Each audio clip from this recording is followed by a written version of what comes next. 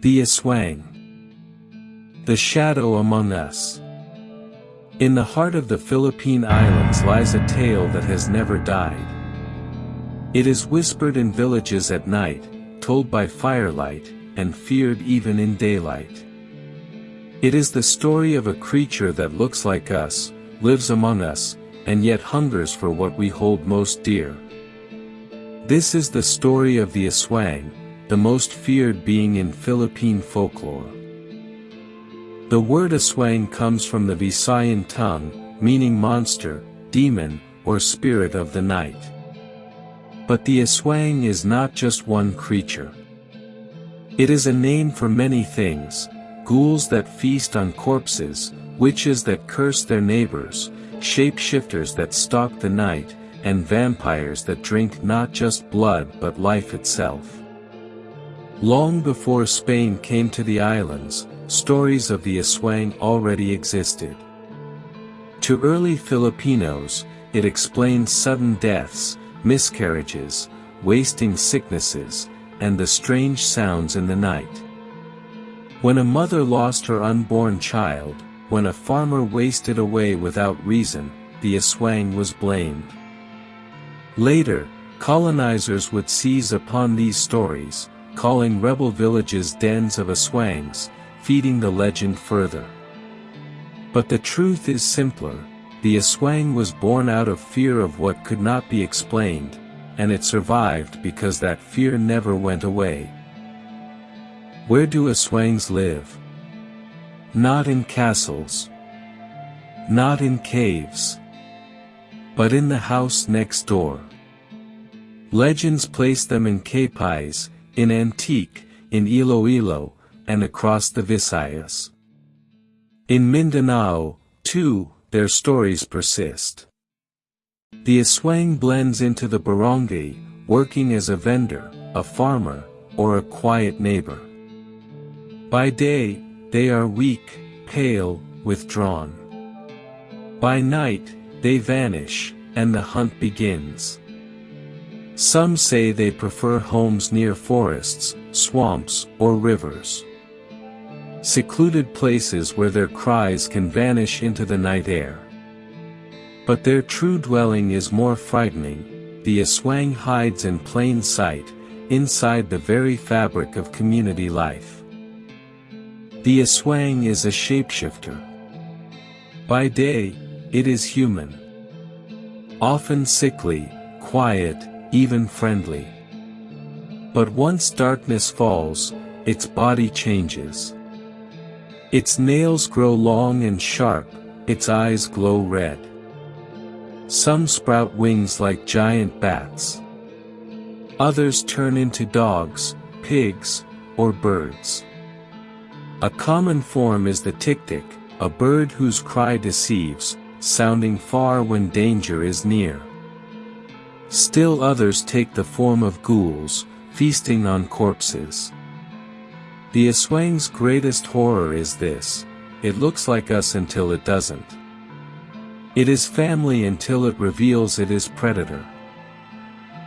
What does an Aswang seek? It hungers not for wealth or glory, but for flesh, for blood, and for life yet unborn. The Aswang is said to have a tongue like a thread or straw, long, thin, flexible. With it, it pierces roofs and windows to reach its prey. Its favorite victim is the unborn child.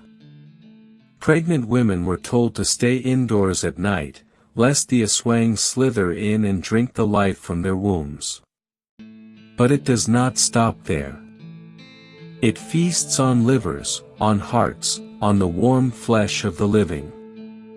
To fall asleep while an Aswang lurks is to risk never waking again. Its hunger reflects ancient fears: the loss of children, the spread of disease, the sudden strike of death in a world without doctors or hospitals. The Aswang is armed with many gifts. It can take animal form. It can move silently, faster than a man can run. It has senses sharper than any hound. It can smell unborn children, hear the faintest heartbeat, sense fear in the air. Some tales say it can mimic voices, imitating a loved one to lure its victim outside. Others speak of entire families of Aswangs, working together, hiding their nature for generations. But its most dangerous power is deception. The Aswang can marry into a community, live among friends and kin, while secretly preying on them at night. It is a monster hidden in plain sight. Yet for all its strength, the Aswang is not invincible. Garlic, onions, and ginger are said to drive it away. Salt burns its flesh. Holy oil, crosses, and prayers weaken it.